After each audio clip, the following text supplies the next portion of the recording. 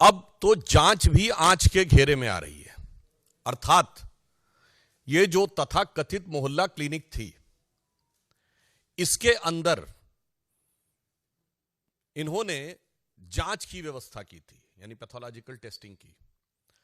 अब जो विजिलेंस की रिपोर्ट्स आई हैं और जो विभागीय फाइंडिंग्स हैं, उसके आधार के ऊपर वो जांचें भी अब पूरी तरीके से आंच के घेरे में आ गई हैं। इस प्रकार के फैक्ट्स सामने आए हैं कि जो उनकी तथाकथित मोहल्ला क्लिनिक थी, सर्वप्रथम तो हम कहना चाहेंगे कि स्वतंत्रता के अमृत काल में आने के बाद भी देश की राष्ट्रीय राजधानी में सुपर स्पेशलिटी का कोई इंस्टीट्यूट या ऐसी कोई व्यवस्था या ऐसी कोई लैब बनाने के बजाय मोहल्ला क्लिनिक तक ही सोच सीमित थी, जो 75 वर्ष पूर्व भी थी।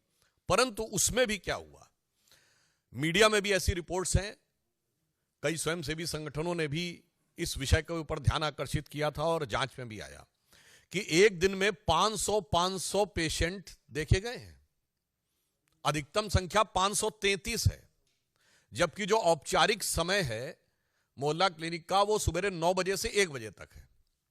अब आप इमेजिन करिए कि 9 बजे से 1 बजे तक 4 घंटे में कितने मिनट हुए, 240। और अगर 240 मिनट में किसी ने 533 पेशेंट देख लिए, इसका मतलब आधे मिनट में एक पेशेंट देख लिया, जिसमें एक पेशेंट का आना जाना, डॉक्टर का उसकी बात सुनना, असेसमेंट करना, जांच का पर्चा लिखना।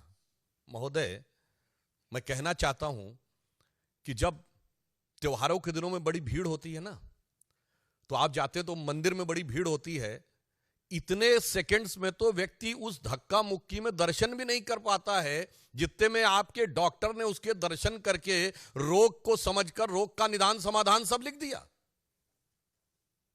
यह है ईमानदारी का नया किरदार।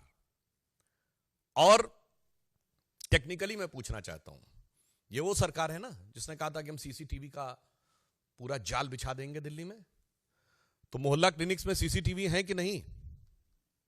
और अगर हैं तो उन मोहल्ला क्लिनिक में उस डेट की सीसीटीवी फुटेज दिखाइए कि 533 लोग कहां लाइन लगाए हुए थे, क्योंकि मोहल्ला क्लिनिक तो छोटी छोटी स्पेसेस में है ना। तो 533 लोग अगर आए तो सीसीटीवी फुटेज में होना चाहिए ना। बस यही सब चीजें हैं जिसकी वजह से जांच की आंच से घबरा रहे हैं।